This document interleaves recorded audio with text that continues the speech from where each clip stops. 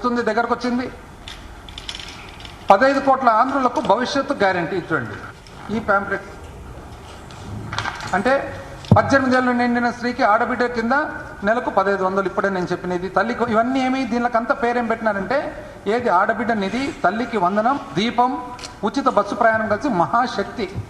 మహాశక్తి పేర్లు మాత్రం బ్రహ్మాండంగా ఉంటాయి. సినీ ఫీల్డ్ బేసిస్ ఈ పార్టీకి ఫౌండేషన్ సినీ ఫీల్డ్ కాబట్టి బ్రహ్మాండంగా ఉంటుంది అనమాట. మా పార్టీకి ఫౌండేషను ఏదో ఒక పిల్లర్స్ ఏమంటే రాజశేఖర రెడ్డి గారి ఆశయాలు, ఒక పద్ధతి, ఒక రైతులు, వ్యవసాయదారులు, పాపము బీసీఎస్సీ మైనారిటీలు, వ్యవసాయదారులు. ఇది మా ఫౌండేషన్ అయితే ఇక్కడ ఫిలిం ఫీల్డ్ ఫౌండేషన్ అనమాట. ఏం చేద్దాం?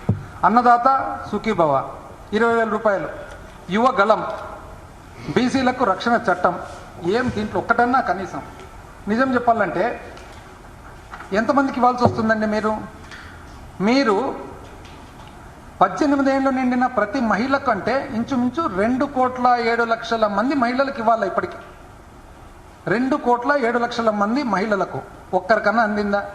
మీరు పీపీపీ అంటున్నారు. 2,07,00,000 మందికి పీపీపీ కింద మీ థియరీ ప్రకారం ఒక వ్యక్తి ఇంకో వ్యక్తిని చూసుకుంటారు. ఏందో ఈ సబ్జెక్టే మాకు అర్థం కాలేదు. చూసుకుంటేది ఏందో, ఇచ్చేది ఏందో. అంటే ఇప్పుడు 2,07,00,000 మంది 2,07,00,000 మందికి డబ్బులు ఇవ్వాలా? ఎందుకు ఇవ్వాలా? ఎందుకు ఇస్తారు? అదేమన్నా ఉద్యోగమా? దీపం 1,54,47,000 మందికి. నాకు తెలిసి పోయినసారి సింగిల్ సిలిండర్ కూడా సగం మందికి వచ్చినట్లుంది అంతే. తల్లికి వందనం 83 లక్షల మందికి ఇవ్వాలా? అదేదో కుదిచ్చేసి 60 లక్షల చిల్లర అని అంటున్నారు. మళ్ళీ ఇంతవరకు ఇంకా అందలేదు పూర్తిగా అందరికి. కుదిచ్చినేమో కుదిచ్చినారు. కుదిచ్చేది కాక ఏం చేసినారు? మళ్ళా 13,000. ఎన్ని తప్పులు పడతారండి మమ్మల్ని? 13,000 2,000 ఎందుకు పెట్టినాం మేము? జగన్మోహన్ రెడ్డి గారు ఏమన్నారు? 1,000 రూపాయలు బళ్ళన్నీ కూడా మనము నాడు నేడు కింద బాగా చక్కగా కట్టడం జరిగింది కాబట్టి మెయింటెనెన్స్, ఆ టాయిలెట్స్ కానీ బాత్రూమ్లు కానీ మెయింటెనెన్స్ కోసము, వాచ్మ్యాన్ జీతాల కోసం అంటే ఎన్ని తప్పులు పడతారు. ఇప్పుడు మీరేం చేస్తున్నారండి? మీరు 13, 15 ఇస్తుండేది 13 కదా. అంటే ఇప్పుడు ఆ మంత్రి ఉన్నాడు చూడండి, పాపులర్ మంత్రి.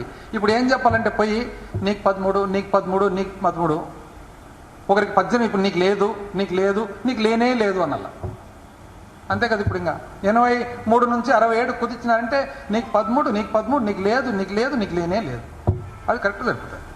అన్నదాత ఏది ఎంతమంది? 53,50,000 మంది. అంటే ఒక సంవత్సరం అయితే ఇవన్నీ మిస్ అయినట్లే కదా. స్థానిక బస్సుల్లో ఆడవాళ్ళందరికీ కూడా ఫస్ట్లో ఏమంటారు? మొత్తము మహిళలందరూ కూడా అమాయకంగా, ఎందుకంటే మీరు గొప్ప స్థాయిలో మీరు చెప్తారు. మీరు చూస్తే షూరిటీ ఎంట్రీ, ఇంకోరు పార్టీ ప్రశ్నించడానికి పార్టీ పెట్టిన ఆయన గ్యారంటీ అనే పెద్ద ఆయన ఫోటో పెట్టుకుంటారు, పైన కౌంటర్ గ్యారంటీ, ఇంకొక ఆయన వారంటీ. మీరందరూ చెప్పే లోపల ఆడవాళ్ళు ఏమనుకున్నారంటే శ్రీకాకుళంలో బస్సు ఎక్కొచ్చు, ఒకటే టక్ అని చెప్పి తిరుపతికి వెళ్ళిపోవచ్చు ఫ్రీగా అని అనుకున్నారు. పాపం మీరు చూస్తే చిన్న కుదిస్తున్నారు. ఏమని? జిల్లాలో మాత్రమే కదా మీరు తిరిగేది, బయట మీకేం పని అంట. మీరు చెప్పినది ఏంది మళ్ళా? పాపం చాలా మంది ఏమనుకున్నారంటే నెల్లూరులో బస్సు ఎక్కి సింహాచలం వెళ్ళిపోవచ్చులే అని అనుకున్నారు. మీరు ఇప్పుడు సింపుల్గా ఏమంటే జిల్లాలో మాత్రమే కదా, నెల్లూరులో మాత్రమే కదా తిరిగేది, మీకేం పని బయటికి అంటే ఏం పని మళ్ళీ చెప్పాల్సింటారు. ఆ రోజే తాలూకాల్లో తిరగాలన్నా, జిల్లాలో తిరగాలన్నా, మండలంలో తిరగాలన్నా చెప్పాలా. యువగలం 3,000. పాపం పిల్లలందరూ అయితే బ్రహ్మాండంగా 3,000 నెలకు వస్తుంది అని అనుకుంటారు. అంటే ఎంతమంది? 20 లక్షల మంది. ఎక్కడికి పోతుంది ఇదేంటి? ఆ కన్ఫ్యూజన్ కూడా చూడండి. ఫస్ట్ బడ్జెట్లో అంటే నవంబర్లో ప్రజెంట్ చేసిన బడ్జెట్లో అప్పటి ఆర్థిక శాఖ మంత్రి ఏమంటారంటే సూపర్ 6 హామీలలో భాగంగా మా ప్రభుత్వం అన్నదాత సుఖీభవ ప్రధానమంత్రి కిసాన్ పథకం ద్వారా అర్హులైన రైతులకు పెట్టుబడి సాయం ప్రకటించింది. అది మీరు ఇస్తున్నారా? ఇవ్వడం లేదా? ఎప్పటి నుంచి ఇస్తారు? ప్రకటించింది. మీరు ప్రకటించినట్టు తెలుసు కదా. ఇంకా ఆమె ప్యాంప్లెట్లన్నీ పంపించాం. మళ్ళీ బడ్జెట్లో ప్రకటించిందని సపరేట్గా రాయాలన్నా? ఆర్థిక సంవత్సరం వ్యవసాయం మరియు అనుబంధ రంగాలకు అసలు మీ ప్రతిపాదన ఎక్కడుంది అసలు? ఇంకా దీపంది అయితే ఏమని రాస్తారు? మా ప్రభుత్వం దీపం 2 పథకాన్ని ప్రారంభించి సంవత్సరానికి 3 ఎల్పిజి సిలిండర్లు ఉచితంగా అందిస్తుంది. అందించిందండి? ఎన్ని సిలిండర్లు వచ్చినాయండి? తల్లికి వందనం అయితే ఏకంగా 2024-25 ఆర్థిక సంవత్సరానికి గాను నైపుణ్యాభివృద్ధి శాఖ ప్రభుత్వం మరియు ప్రైవేట్ పాఠశాలలు 1వ తరగతి నుంచి 12వ తరగతి వరకు చదివే పిల్లలకు తల్లులకు తల్లికి వందనం పథకం ద్వారా ఆర్థిక సహాయం అందిస్తూ మా ప్రభుత్వం సూపర్ 6 హామీని నెరవేరుస్తుంది. అంటే పోయిన సంవత్సరం మీరు బడ్జెట్లో రాసినారు, నెరవేరుస్తుంది, ప్రకటించింది, పెట్టింది అని ఒక్కటి కూడా రాలేదే. అంటే మీ ఆర్థిక శాఖ మంత్రి ఏం చెప్తున్నారు, మీరేం చెప్తున్నారు? దాని తర్వాత మళ్ళా మొన్న బడ్జెట్ ఏది ఈ సంవత్సరం 25-26 ఎన్ని ఆర్థిక ఇబ్బందులున్నా అన్నదాత సుఖీభవ పథకం కింద ప్రతి రైతుకు ఏటా 20,000 రూపాయలు అందిస్తూ కేటాయింపు చేసినారండి. 10,000 చిల్లర కోట్లు అవసరం ఉంటే 1,000 కోట్లు కేటాయింపు చేసినాము అని అంటారు.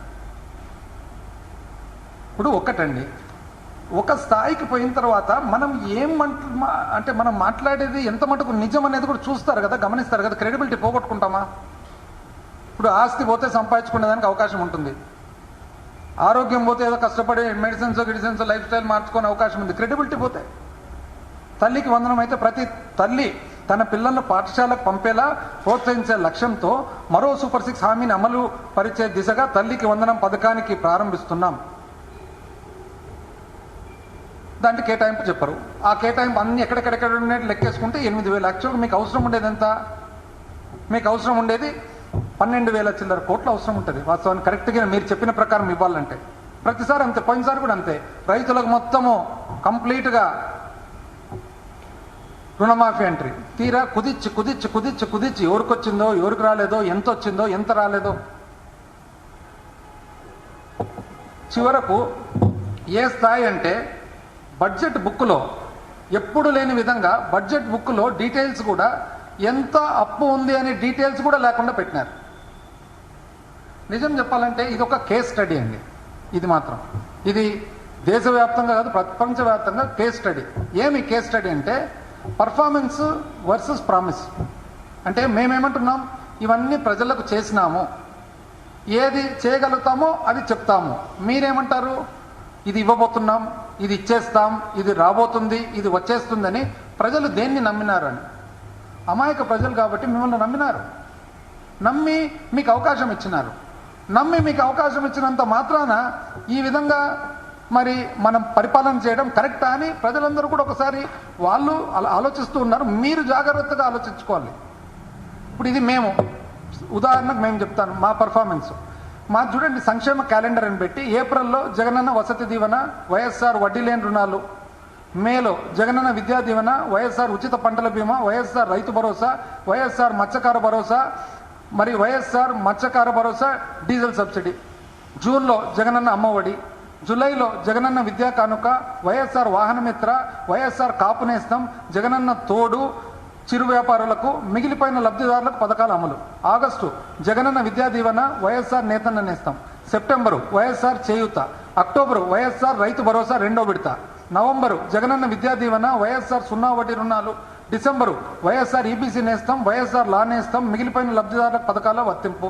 జనవరి వైఎస్ఆర్ రైతు భరోసా, వైఎస్ఆర్ ఆసరా, జగనన్న తోడు చిరు వ్యాపారులకు, వైఎస్ఆర్ పెన్షన్ కానుక, పెన్షన్ పెంపు. ఫిబ్రవరి జగనన్న విద్యా దీవెన, జగనన్న చేదోడు, టైలర్లు, నాయి బ్రాహ్మణులు, రజకులు. మార్చి ఎంఎస్ఎంఈలకు ప్రోత్సాహకాలు పెట్టి క్లియర్గా క్యాలెండర్ పెట్టి ఎన్ని ఇబ్బందులు ఉన్నా, కోవిడ్ ఉన్నా. నిజం చెప్పండి, మీరు కోవిడ్ ఎట్లా విపత్తు మీరు ఎప్పుడు ఎదుర్కొన్నారని ప్రతిసారి మీరు వచ్చినప్పుడు చాలా ఇబ్బందికరమైన పరిస్థితి అంటారు. అంటే మీకు ఒకరికైనా ఇబ్బందులు? అంటే అందరు ముఖ్యమంత్రులకు ఎవరికి లేదా ఇబ్బందులు? మీకైనా, మీ ప్రభుత్వానికైనా? అదేట్లో ప్రతిసారి మీరున్నప్పుడే ఇబ్బందులు అని అంటారు. మరి ఇప్పుడు ఇవన్నీ కోవిడ్ అనే ఇబ్బందులు ఉంటే కూడా చేసినామా లేదండి?